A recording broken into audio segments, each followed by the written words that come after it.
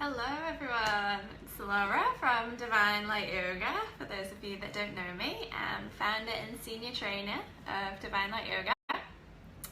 And today I'm just hopping on to talk a little bit about behavior management or classroom management in the yoga space with the slightly younger children. So I'm going to be focusing on early years children today.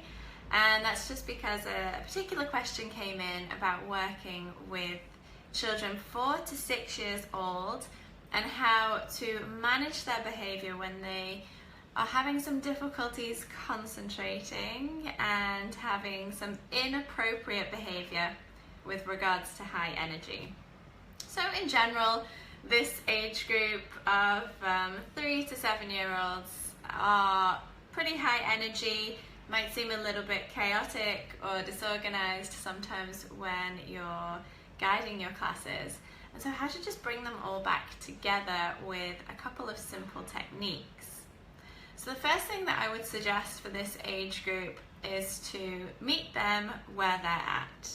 So if your children are coming into the class and they are very, very excited, there's a lot of action, there's a lot of movement, they're probably screaming and shouting and the volume is very loud, and this is not necessarily because they're being naughty or badly behaved. Sometimes it's because they're just in this cycle of behavior that they're stuck, they don't know how to get out of it, and you need to help them get through it. You need to guide them through it by meeting them where they're at and supporting them through it to get them into a calm and stable state. So if your children are coming into your class and they have got a lot of energy, they just need that movement, it's high volume, meet them there and take them through it with some simple activities. It could be chanting, it could literally just be shaking off the day, putting some music on in the background that's slightly energetic or got a quick rhythm but not too high energy that you want to elevate it. Ideally something where they're eventually coming down into a more stable, calm state. It could just be something like tapping their heads and their shoulders so while they're standing, and then eventually bringing them down to the floor, carrying on with that movement or a chant. So basically anything, and it only has to last for a minute, but anything where you're meeting them at that high energy state and then guiding them to come down into a stable, calm state.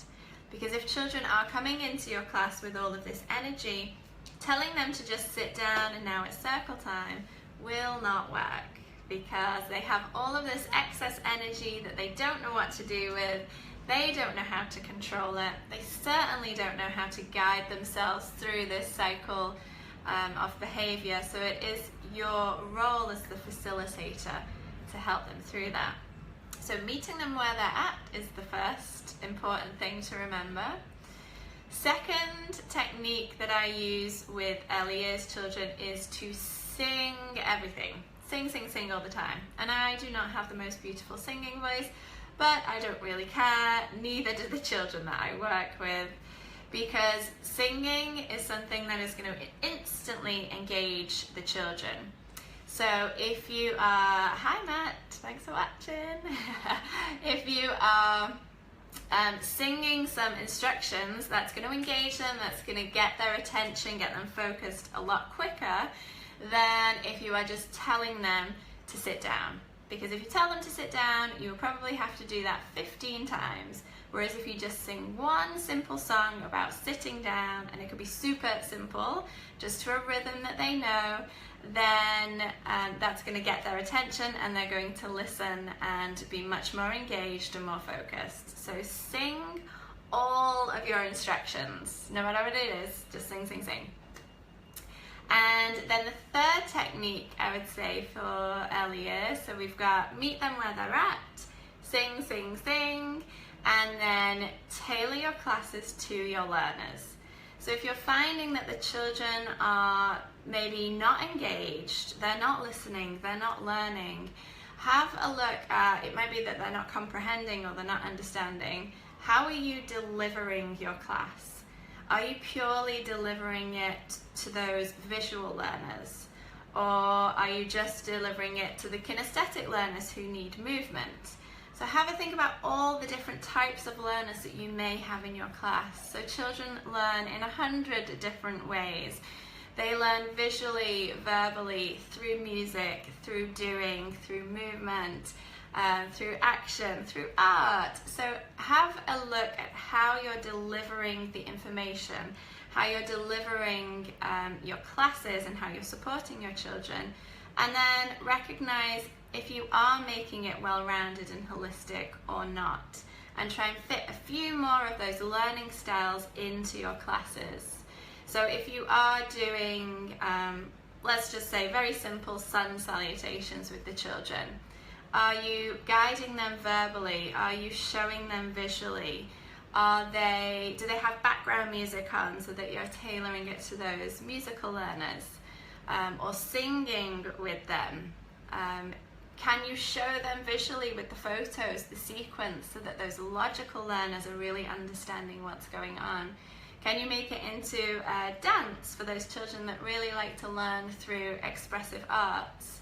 So looking at how you deliver your classes and how you teach, and is that compatible with the children's learning styles? Because if it's not, then it's not going to be beneficial for either of you, and that is where the behavior difficulties might come in. So just to quickly summarize, with children in the early years, in order to manage the classroom, manage the behavior more successfully, meet the children where they're at. If they're coming in high energy, you've got to meet them with that high energy and bring them down to a calm, stable state. The second one is to sing all of your instructions to get them focused, to get them engaged instantly. And then thirdly, tailor your classes to their unique learning styles rather than your own learning style or your own teaching style.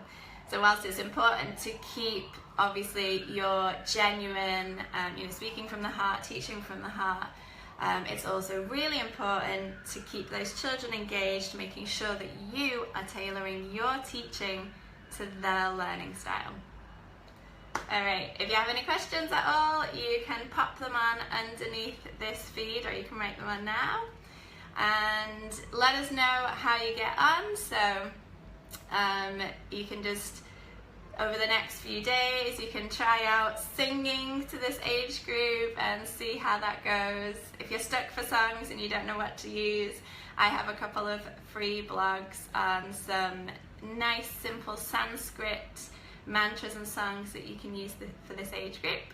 And if you're keen to really delve into children's yoga, then we have some online classes, master classes. So I've just finished doing the master class in successful sequencing, which I go much more in depth with the learning styles and behavior cycles of children to help you to sequence the class. And if you want to go even further, then you can join one of our certified courses in either Singapore, Thailand, Zanzibar or Mexico. So we're all over the place. So you can come and join us on one of our 10-day certified residential courses. Alright, well, have an awesome day wherever you are in the world. Thanks so much for listening, and I hope this advice is useful for you and the children that you work with. Have a great day.